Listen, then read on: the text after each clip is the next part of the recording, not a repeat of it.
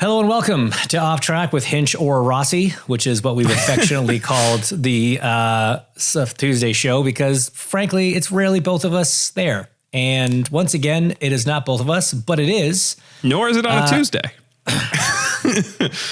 Oh, yeah, no, it's a special Wednesday episode. Man, yeah, this is what I love about the Tuesday episode is it's nameless, pointless, and not even on Tuesdays. But we are joined by frequent visitor, friend of the show, friend of the pod, friend of the people on it, the one and only Mr. Conor Daly. Hello, sir. Hello, podcasters. Great to be here. I am a subscriber to your YouTube channel as well. Appreciate you. You guys are going through the roof you guys are getting subscribers far more than me. So clearly must be a grade A content game. So great work. Great work. Well, let's encourage all of our listeners to go and subscribe to the Speed Street podcast. No, it's actually just my YouTube channel. Oh, just your specific YouTube channel? But all right.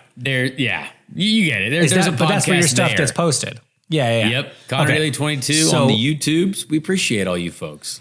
I didn't realize. I thought you were posting on the Dirty Mo thing. Well, Dirty Mo Media owns us. They post like clips, and then I get the full episodes on my show. And then obviously we're on the Apples and the Spotify's too. So, we probably have a lot of coagulated listeners, I assume. Definitely. There's some cross-pollination there, I would imagine. Oh, wait, no, you have more subscribers than us. What are you talking about? Well, but I started far ahead of you. So you're in a shorter period. It's like one of those, crazy matrices, right? Like this is to, days to subscribers. You're on a steeper path. As having Kyle Larson on in May really helped those numbers. Yeah. If you want to launch a successful podcast, just have Kyle Larson on at some point, and that pretty much guarantees success. In my North most America. viewed episodes have been NASCAR drivers, so I get it. That's fair. I get it. Haven't you had like Ricardo on your podcast? No, we did have Jaime Alguersuari though. We did have. Oh yeah, okay, I remember that. Random, but that was I really enjoyed that one actually. I thought, old DJ Jaime Alguersuari. Yeah. I thought for some reason that you'd maybe had Danny Rick on at some point, but I'm sure at some point you're a big media mogul, old Dirty Mo Media. So, Bud, look, you've been on many times, sometimes to save our ass when we either had somebody bail or hadn't planned things out, sometimes because we just wanted to talk to you, and sometimes because you have news to share. And today, part of the reason why this is a Wednesday episode is because minutes ago, if you're listening to this as it came out, some cool news just broke. So why don't you tell the people of the off-track world what's happening this weekend? Yeah, the IndyCar world has yet to get rid of me. They've been trying hard, very hard. I know the feeling. Everyone seems to be trying to excommunicate me aggressively. Same. But yeah, I'll be finishing out the entire season for Juncos Hollinger Racing. So in the 78 car, obviously Canapino has they've gone their separate ways there. So I will be filling in, and yes, also a road course. Oh, surprise. I know I'm deemed as an oval guy now, but turns out that's where I still can do road courses. So, maybe it's just oval expert or specialist, but still very, very good on a road course. I don't know. Maybe there's a way to look at that. I hope so. I mean, shoot, Portland, James, you and I was just 30 feet going there. Yeah. I was just going to say, you and I were teammates in a sub scenario at Portland. Yep. So I know exactly what you're capable of, and it'll be just fine. Well, I'm going to jump ahead for a sec to Portland because I think everybody saw that you had tested at Gateway and kind of assumed Gateway was coming. The whole rest of the season, the last 5 races may have been something people didn't know. But on the Portland side, when was the last time that you did a road course race in an IndyCar? Well, road course would have been Indy GP last year because I did Detroit and then I got excommunicated. So technically street course was Detroit road after street May. was Detroit. And then, road and street was Detroit. Excommunicated. Yeah. So a little over a year since you've raced an IndyCar on a road or street track. But you've been doing a lot of other racing, some of which on road and street tracks. But yeah, man. So Gateway. So you get the call. I gather it was a bit of a last minute call to participate in the test, and there was some logistics required to get you what you needed. Yeah, your co-host sadly is missed today, but to begin the story, it was like 8 p.m. on a Tuesday, and I had chatted with Ricardo Juncos a little bit, like the 2 weeks prior. He had just kind of made an inquiry as if like, are you around? Obviously, I can be anywhere, so yes, I am around. I do actually have races on my schedule kind of for the rest of the year, both in the truck series and like some sports car stuff. But like realistically, I'm around for all of the IndyCar races. That would be a priority.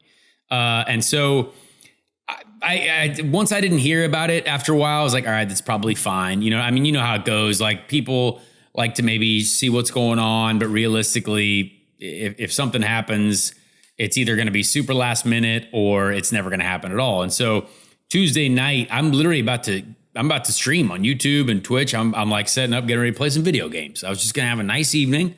And the stream is titled, I have my headset on and I'm like, well, I'm about to go live. And then Ricardo calls me. And you're like, I'll call him back. I'm about to go live. Yeah, I was like, Apex Legends can't wait. Yeah, like I gotta drop hot here real quick. But I obviously take Ricardo's call, and he's like, "Hey, so we'd like to put you in for the rest of the season." And I was like, "Well, all right." And then like it wasn't the rest of the season, and then it was all the ovals, but then it was just Gateway for a little while, or like we're going to announce just Gateway, and then it was like, "Well, we're testing in 2 days," and I said, "Oh." All right. Well, that's so he didn't open with that. He didn't open with, hey, there's a test in 2 days. Can you be there? No. This was after the whole, like, can I do all the races? Can I do whatever races there are, details? And then he's like, hey, so we're testing in 2 days. And I was like, okay. My seat is in Chicago, it's not normal. Like normally I have the seats in someone's shop here in the Indianapolis area. Right. But actually what's funny is the team that had previously had my seat was Meyer Shank. They've been carrying it around all year. So like they're in Ohio. So either way, I was going to have to go somewhere to get it. And I called Alex Rossi. I'm sure you guys are familiar with him. Called him and because I had texted him, he didn't respond, obviously. So I called because I was in a bit of it was an urgent need.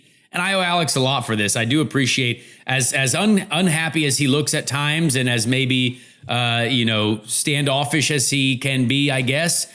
Very heart of gold. I mean, huge come through for me here. Cause I basically just asked him, I was like, do you want to fly me to Plainfield, Illinois in the morning? Like as soon as possible. So he had told this story on last week's episode, and he did add that he first made sure that you weren't driving the 7. Yes, that was my favorite part because I could tell Kelly was listening too, and it was like one of those line of questioning where it was like, I said, Alex, are you busy tomorrow? He's like, no, and then I was like, well, my seat's in Plainfield. He's like, okay, and I was like, can we go get it? He's like, yeah, and then he's like, it's not for my car, is it? And I was like, no, I swear. Like, and this is not a McLaren seat. I promise it's not any of those numbers. And that was a very funny, but it is a fair question to ask. Yeah. Yeah. So that was basically a 24-hour period. Like the next morning, like we got the seat and then I had to record my show. Like we got home in time to record my podcast and like couldn't say anything. But that like, then I was like, oh, like my day was crazy, but like I couldn't really say anything. And then off to St. Louis the next day. And then after the test, it obviously went very well. And yeah, you're like, top okay, 5, right? You're 4th, I think. Yeah, but we were on a very large, as every driver has, like we were on one of those Q laps that, oh no, you're flat downshifting from 6th to 5th, hit the limiter, lose 8 mile an hour. We were on we had quite a strong pace. So we definitely kind of knew that we were able to be fastest. And so after that, he was like, okay, the season, like it wasn't like a talk of like, we're just going to announce Gateway. Like it's the rest of the season. So that was nice, and then it was really nice to work with him too. That's great. So when he called and asked about the rest of the season, and you mentioned you do have a lot of races lined up. You've had a busy year in a lot of different things. Were there any conflicts with any of your existing truck stuff, Xfinity stuff, sports car stuff, whatever, that you've had to sort of find a way out of as a result? Yeah, I mean, just one. Oddly enough, everything fits in perfectly except for the first. I was supposed to race the BMW GT3 car this coming weekend at Road America. So the team there obviously understood. They were able to get another driver to fill in. But yeah, this weekend was the only conflict. And other than that, I race every single weekend from next weekend until September. Like there's one weekend off September 15th, but I'm racing, or September 20th, but I'm racing every single weekend from this weekend till September 27th. So like that's kind of cool. That's kind of fun. That's better than a lot of people at this point. Yeah. Well, first awesome. 7 months of the year, I was sitting doing nothing. So I was like, man, it's crazy. So you're coming back to Gateway. It's a track you've run really well at. Milwaukee, you've not run Milwaukee in 2009 Pro Mazda. Pro Mazda. Yeah. Okay. So been a minute, never in the big car. Obviously you didn't get to do the test where the other guys did. So that sucks. Yes. And luckily it's only a double header. But luckily, then, we get through Portland, fine. Just please get through the first turn. And then Nashville, a track that no one's really, a few guys have driven at for the tire test, but no one's raced at. No one's done a big test there. So how do you feel? Again, Gateway's kind of your bread and butter. You're going to come out swinging. Everybody knows that. But then how do you feel about the remaining races on the calendar? Man, it's a great question. It's a lot like people are like, oh yeah, ovals, like that'll be great for you. It's like, well, Milwaukee is a kind of no one has any idea what's going to happen. I drove the two-seater there. This year. And it seems like I look at that track and I am not entirely sure how well we're going to race there. I don't. I know that there's a lot of great history with Milwaukee. I remember going to the Milwaukee Mile to watch Champ Car back in the day, right? I enjoyed watching open wheel races at Milwaukee. But I think, as you know, James, there's got to be a level of tire degradation that comes into effect. How do the bumps play a role? There's so many questions. So don't really, and that's a double header, right? So you're kind of, you hope that you show up and it's great. And then Nashville, I don't think I've ever driven on that type of a track in my life. I was trying to think, back in the IRL days, right? You had so many different ovals, 1.5 miles, 2 miles, all these different things. But this with the downforce package and the concrete surface and all that stuff, that's going to be very interesting. So yeah, I really have no expectation other than Gateway. Gateway, I know I love it. I think even that race is going to be more difficult than it has been in the past because of the tire and the downforce. And after the test, it's like, man, I hope it races better than we assume it will. But yeah, and then Portland, you hope that you strategize your way in the right way. I hope that I get up to speed appropriately.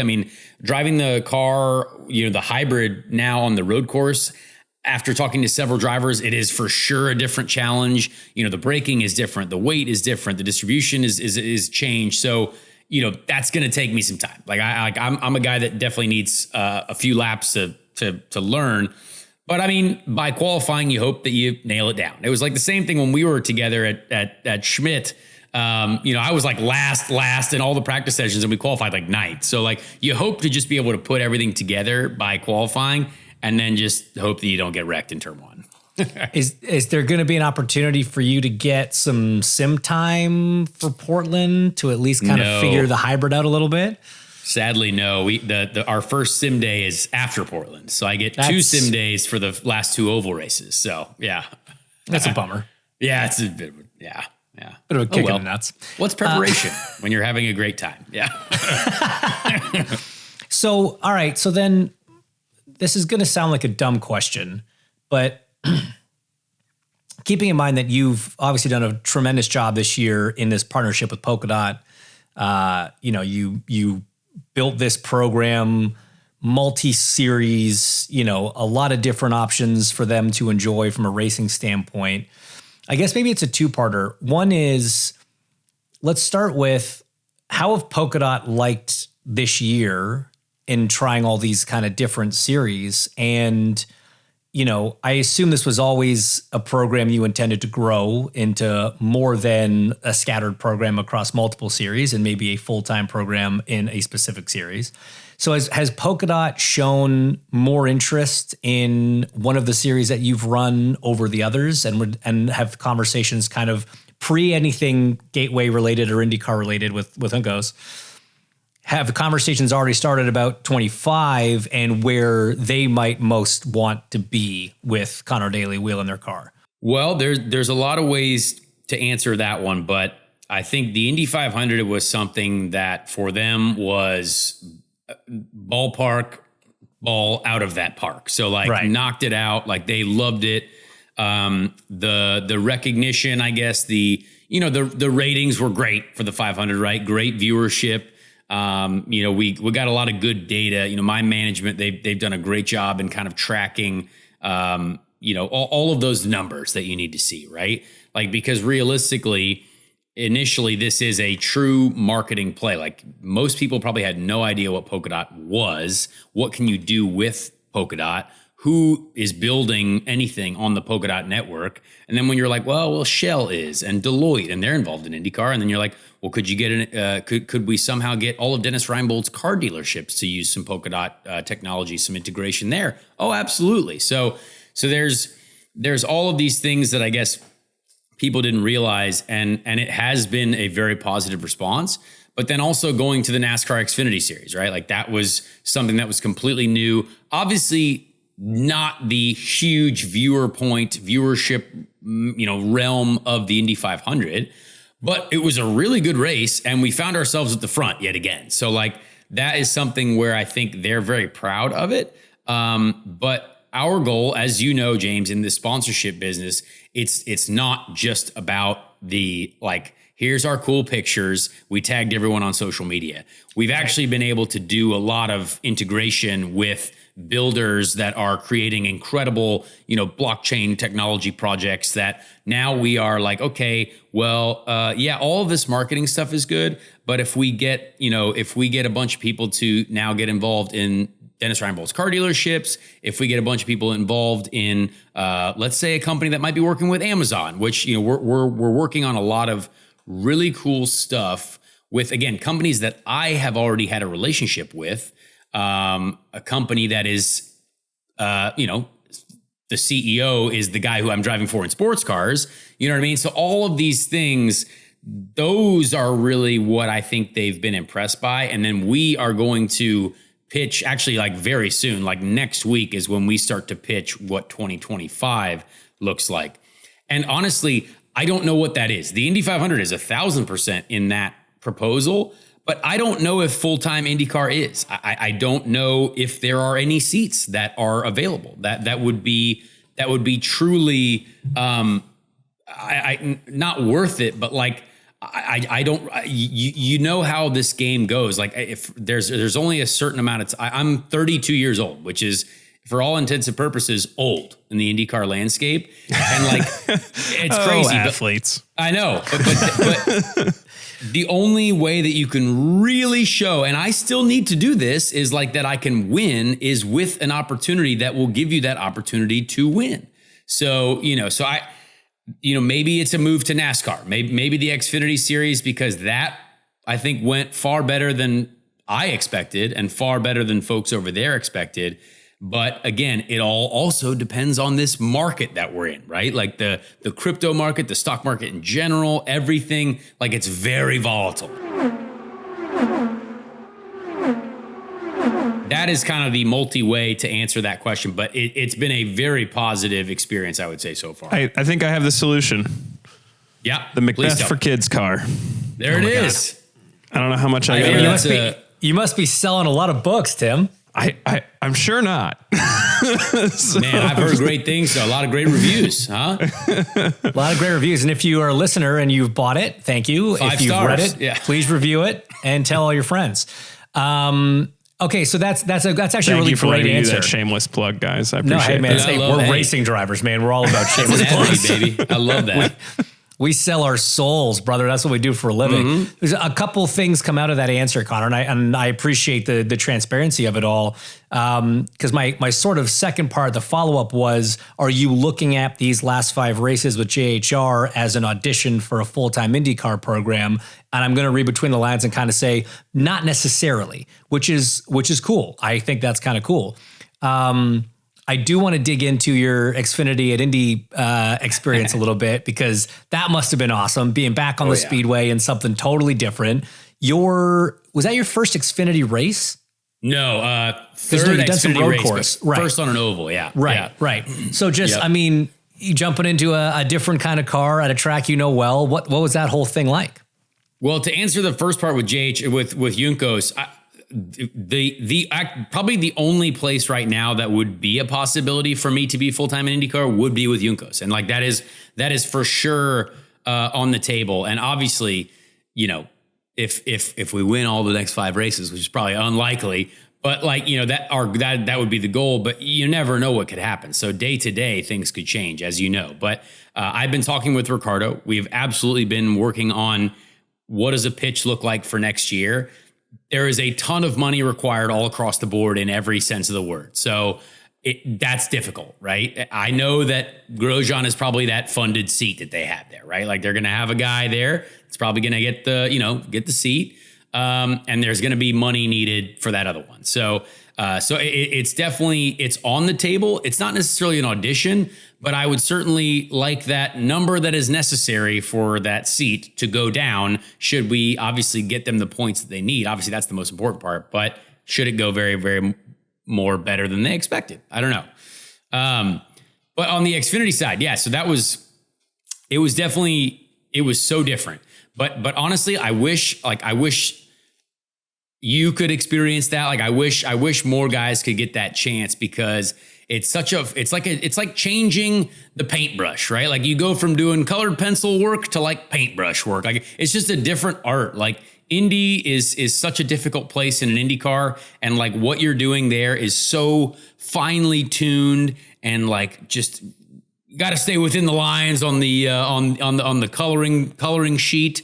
But like the Xfinity car, there is so much movement. There's such a different feeling of what you're having to do. The way you race those cars is such a wildly different, experience. And I kind of explained this, on my show after the race. I was just like, I learned so much. And the fact that those guys can do what they can do with like air and the science of air movement is actually really, I think we as open wheel folk should like respect that more, because it is incredible. And it was fascinating to learn, and just fun to not only be wrecked in the first lap, but then run at the front the rest of the day. Like, well, who would have thought wrecking at Indianapolis on lap 1 and then 30 minutes later, you're in the top 10. It's like, that's never happened to me before there. But it must have been cool to be competitive kind of out of the box and run up front with those guys, and especially at that track. And I imagine it's made your interest in doing more stock car stuff on ovals kind of go through the roof. Yeah, I mean, it really has, because as you know, James, this is what puts food on our table. So where can you make the best living too? And obviously we would all love that to be IndyCar, but on the real landscape of motor racing, NASCAR is doing quite well. Like there's no denying that. IndyCar is on a great trajectory, we all hope, and that's what it looks like. Great Fox deal for next year. Hope you're in there, James. But I think it would be really fun to be a rookie again. I think like it would be really fun to have a chance, like if we had some budget, right? Like I've never really had like the ability to control my own destiny, for example. But like if we were able to get something, approved by Polka Dot and everyone, all the shareholders there and everyone that's like, hey, this worked for us this year. Let's take it to an actual level to where it helps me take a big step in my own career. I'm only this young now, right? So like if I waited more years and if I just kind of continued to wait in the IndyCar, on the IndyCar side, nothing's going to happen on this side as I get older. Like unless I literally win all the rest of the races this year, you get a job with Penske. Like, but it's such a low likelihood of happening. You got to figure out, okay, how do I best make a living? What if I get in there and do the AJ Allmendinger model, right? Like, what if you get in there and you win races and suddenly AJ Allmendinger household NASCAR name for forever, right? So I don't know. It's everything is on the table right now. So I want to touch on something else that you kind of mentioned when talking about kind of Polka Dot and how the deal came together and everything. You talk about, finding these connections for the company, right? And we've talked about this on the show a ton. Like, racing sponsorship isn't about stickers on race cars. It's about B2B connections. It's about, creating those relationships and those opportunities for businesses to go get multi-million-dollar deals done that can justify, the expense of being at the track in this environment. It's a target-rich environment for businesses in a lot of ways. You, Conor, as the driver of the car, as the athlete, right? You have a management team. You've got people around you doing all this, but how active are you in these conversations, in forming these relationships, in building these connections between Polka Dot and these other entities? I mean, honestly, highly active. I think it's important to be engaged. And I would say, like, if a bunch of young drivers that like listen to this podcast or people that want to be race car drivers, like it's so important to be engaged and to be like willing to, like, you have to do whatever it takes to like get a chance to drive, right? Like, especially, from my side, like I obviously know that, I've only had to create the opportunities to get back in, other than random substitute roles, which I feel like, that's a bit of a different landscape, but it's something that I really do create a lot of this stuff. And thankfully, like, my manager, Andrew, has been great at, once we're in the door, he's very helpful at connecting the dots, at putting the documents together. Like, I'm not out here using PowerPoint. He's the guy using, getting all the PDFs done and stuff like that. But I'm reviewing everything, going through a ton of stuff. Like, we just, have this huge proposal that's going together, for next year. And again, he does all the dirty work. That's very annoying. And I appreciate, that's why I pay him money. But, that's stuff that I am very in tune with, and realize that, like, by the time, we're pitching anyone or talking with anyone, I know all the details of these deals, because it's very important to be hands-on and feel like you're engaged, because again, people still like that connection to the athlete. I think that's more important than a lot. Yeah, for sure. But I wanted you to kind of expand on it a bit, because I think it's so fascinating for people to hear how active drivers really are in these deals, right? If you're LeBron James, or if you're, Tom Brady or whoever, you got endorsement deals coming out the ass, fine. Yeah. And at some point, you sit down in a boardroom with all the executives and shake hands and take pictures and, give them a story to tell at their next business lunch. But they're not there at the ground level. They're not there searching these companies out. They're not there making initial introductions and things like that.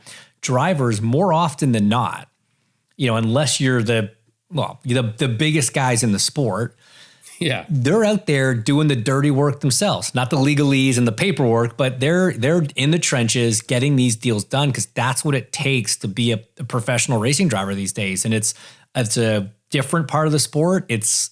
Frankly, it's a part of the sport. It's not what anybody likes doing. You don't get into this sport because you like driving, but I love pitching companies. That's why I got into racing, was I just love making money. Like, we don't definitely don't get into it. Definitely don't get into the sport if you're looking for that. No, but all those things you mentioned, all of those people, when they sit in the boardroom, it's like, well, how big's the check? It's like, well, that I do the same thing, but it's like, so I can then participate to make nothing almost. Right. You know what I mean? If it costs X to go racing, you're pitching for X, not X plus your salary. You're just like, just get me out there and we'll figure out the money stuff later. Yeah. So true. I'll get a couple free t-shirts. Don't have to worry about, the laundry, right? It's all good.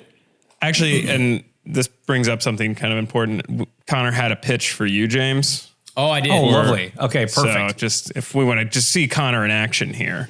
Okay, well, Tim, you're involved in this too. That's true. That's true. Tim is also involved. So okay, I should have ended with that. And for that reason, I'm out. Yeah, you should. I tried to lead with our best foot forward. Let's say me plus one. Me plus one have an idea of let's say this St. Louis race coming up. It's a Saturday night race. And what do we like more to do on a Sunday than to have brunch? So I was thinking if all of us just go straight back to Indianapolis after the race Saturday night, I'm not going to stop at home. My +1, not going to stop at home. No. We're just going to go straight to your house and we're going to maybe have some pizza, maybe celebrate some successful weekends, and then sit by your pool all day on the Sunday and have glorious breakfast foods. Anyway, this is very much all on you type thing, but I will buy the pizza and whatever. But I mean, obviously I would have to finish in the prize money positions to do that. But if we do that, I think I got some Papa John's points left over. It's fine. I think his +1 would love that too. So just so I'm clear, we're gonna leave Gateway Saturday night after the race. Yeah, Come so about let's say straight to my house. 9. Yeah. Straight to your place. Get there by midnight. So you will then sleep at my place post evening celebrations and then wake up and just roll it straight into. So it's like Brunner, but we're starting with dinner. Yes. A din brunner. Yeah. Right. Yeah. A din brew. Yeah. Well, no, because it's going to go around to dinner the next day too. So it's din brunner. It's the full din brunner. See, I haven't got to be like a race car driver in a long time to where like you get to have a race and then get home with the boys and have a nice time. I've just been like sitting on my couch watching you talk about it on Peacock. You know what I mean? So like this seems like one of those fun things to do. But again, purely for sale. It's purely for sale, I think we know he has to go run it by somebody. Yeah. Well, I was just going to say, well, she's invited, obviously. We're inviting her to her house too. She doesn't have to stand out the front door. Let's get to the important part of every pitch. What's the check? What's it going to cost? More than it should. Well, James, because I feel like what it's going to cost is, I was going to say, I feel like what it's going to cost at least is a king suite at the Conrad downtown, so that way Becky's got somewhere to stay. Because I don't know how much she's gonna like this bedrooms in your house. We got plenty of places to sleep. Yeah, all right. We just collectively have slept in every one of those rooms. Yeah, I've literally slept in all of your rooms. So that's true. The basement is really nice. You know how many people sleep in that theater room? Even a couple places that aren't even bedrooms, you guys have slept in. Yeah. Well, you made one not a bedroom after I used it. Can you blame me with what you did in there? Didn't Tim fall asleep on the treadmill at one point? Didn't you fall asleep on the treadmill? Look, I've fallen asleep on a lot of places, okay? On a lot of things. He fell asleep in the middle of a Creed concert recently. Oh, man. Guys, let's book it. I think it's been a while. So, yes, I love this plan. I love everything about it. Please let Alex know that he is also invited, because I think that would be sad to not have him. It would be sad to not have him there. We'll invite him. There'll be a couple others that we will extend the invite to. Thing or something on Sunday. I don't know. He's got a thumb conference, actually. Yeah. It's going straight to a broken thumb conference. Yeah. A thumb All right. Gotta be. We started late. We gotta let Conor go. Yeah, we're gonna end it on that terrible joke. But Conor, as always, thanks for joining and congratulations, buddy, on this new cool opportunity. And can't wait to see what you do in Gateway, man. I know it's a place you've always been awesome at, so I'm looking forward to it. No, thank you guys. I appreciate you having me on. Tell Alex that I miss him. I will probably see him tomorrow. No, Thursday. Well, that's this tomorrow is a Wednesday, for when this comes out. So yeah, tomorrow. But you guys are doing great. I subscribe to the YouTube channel. I've got my little check mark there, and keep pumping it out. Keep doing the right things for the sport. Likewise, buddy. You and Dirty Mo Media and everything you're doing at Speed Street. Make sure you go to Conor Daly 22 at YouTube and like and follow and all that stuff. 5-star reviews. God, we are such just. It's just terrible how because we need to eat and sponsor our brunches. Yeah, someone's got to pay for Brunner. Yeah, all right, seriously. Boys. Appreciate you. See you down in Gateway.